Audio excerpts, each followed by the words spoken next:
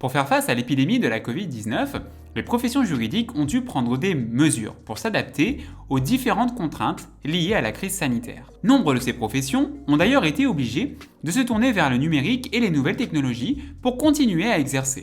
Dans cette vidéo, vous allez voir comment la profession de notaire s'est adaptée à la crise sanitaire, notamment grâce à la création de l'acte notarié à distance et à la mise en place des procurations à distance.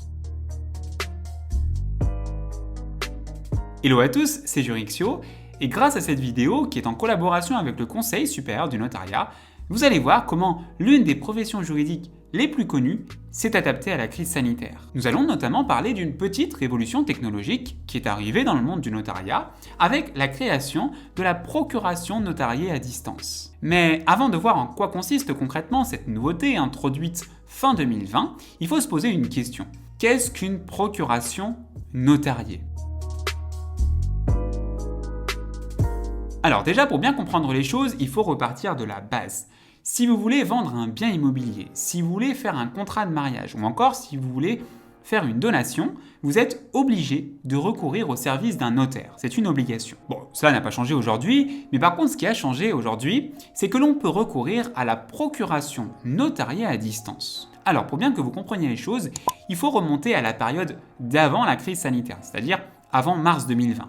Si vous vouliez vendre un bien immobilier, il y avait deux solutions. Soit vous deviez être présent physiquement chez le notaire, soit en amont, vous avez établi une procuration qui permettait d'être représenté le jour de la signature chez le notaire. Alors qu'est-ce que c'est qu'une procuration ? Imaginez, toujours le même exemple, vous voulez vendre un bien immobilier. Sauf que le problème, c'est que le jour de la vente, vous ne pourrez pas être présent sur place physiquement chez le notaire, puisque par exemple, vous habitez à l'étranger. Grâce à la procuration, vous allez pouvoir demander à une autre personne, qu'on appelle un mandataire, de pouvoir signer à notre place chez le notaire. Autrement dit, puisque vous ne serez pas présent physiquement le jour de la vente authentique chez le notaire, en l'occurrence la vente définitive, eh bien, vous allez demander à un proche, par exemple, ou même à un clerc de notaire, de signer à votre place. Mais pour cela, il faut donc, en amont, faire une procuration. Alors, il y a deux types de procuration. Il y a tout d'abord la procuration sous signature privée, c'est-à-dire que vous, dans votre coin où vous avez un pote juriste qui peut vous faire la procuration, donc c'est sous signature privée. Et puis également, il y a la procuration notariée que vous devez faire chez le notaire. Et d'ailleurs, il faut le préciser parce que c'est important, la procuration notariée est parfois obligatoire pour certains actes, comme notamment les donations. Et donc, avant mars 2020, dans cet ancien temps, en quelque sorte, la procuration notariée était possible, bien évidemment, mais il fallait obligatoirement que vous vous déplaciez chez le notaire pour faire cette procuration notariée. Mais le problème, vous l'aurez compris, avec l'épidémie de la Covid-19 et les différents confinements, les choses se sont un peu plus compliquées.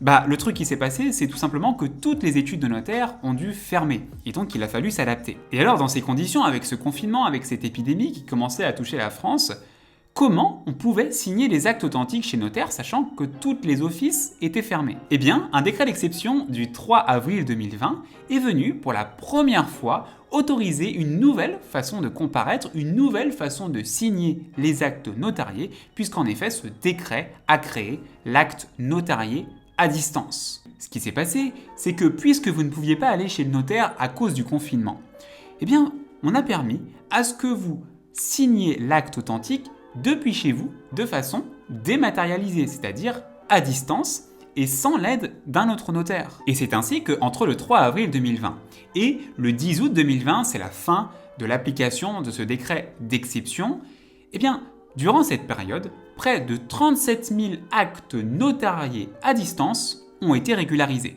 Mais le problème, c'est que ce décret du 3 avril 2020, c'était un décret d'exception pris dans l'urgence pour faire face au confinement. Et donc ce décret, puisque c'était un décret d'exception, ce décret a pris fin le 10 août 2020. Et c'est pourquoi le deuxième confinement a rendu nécessaire l'adoption d'un nouveau texte, le décret du 20 novembre 2020.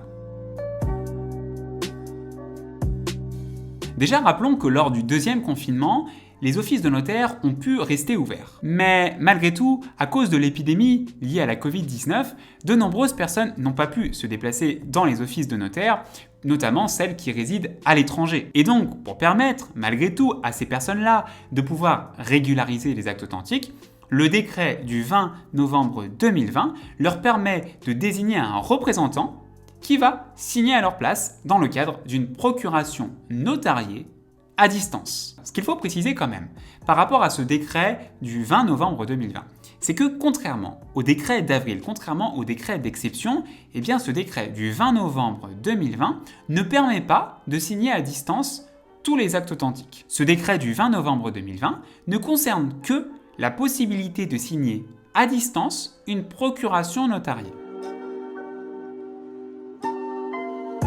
Ensuite, pour bien comprendre l'utilité de cette procuration notariée à distance. Comme on l'a vu auparavant, si vous vouliez établir une procuration notariée, donc c'est-à-dire une procuration authentique devant chez le notaire, qui était obligatoire notamment pour les donations, comme on l'a vu, eh bien il fallait obligatoirement se rendre chez le notaire. Le problème, c'est que ça pouvait être contraignant, notamment si on vivait par exemple à l'étranger. Et donc ce que facilite et ce que permet ce nouveau décret, c'est que la procuration notariée, vous pouvez la faire à distance et non plus obligatoirement chez le notaire. Par conséquent, si une personne par exemple se trouve à l'étranger mais qu'elle a besoin de conclure un acte authentique, eh bien elle peut en amont recourir à la procuration notariée à distance. Et ce qui est bien avec cette procuration notariée à distance, c'est que ça permet d'avoir plus de renseignements de la part du notaire par rapport à une procuration que l'on pourrait faire chez nous, dans notre coin. Ce que permet la procuration notariée à distance, c'est tout simplement que vous, si vous ne pouvez pas aller conclure cette procuration chez le notaire, eh bien vous allez pouvoir désigner quelqu'un qui va signer à votre place la vente définitive par exemple. Et ainsi, l'introduction de cette procuration à distance, c'est vraiment une nouvelle étape dans l'adaptation du monde du notariat à l'ère numérique, adaptation qui a commencé il y a une vingtaine d'années avec l'adoption de l'acte authentique électronique. Voilà, j'espère que cette vidéo vous a intéressé et vous a permis de connaître un petit peu plus ce mécanisme de la procuration et même plus précisément de la procuration notariée à distance. Si vous avez bien aimé la vidéo, n'oubliez pas de la liker pour soutenir la chaîne. Tout d'abord, pour vous, c'est peut-être pas grand-chose, mais pour moi, le soutien, il est juste énorme. Et puis aussi, n'oubliez pas d'appuyer sur le bouton s'abonner pour recevoir les prochaines vidéos liées au monde du notariat. Et puis enfin, n'oubliez pas, ne cessez jamais de croire en vous.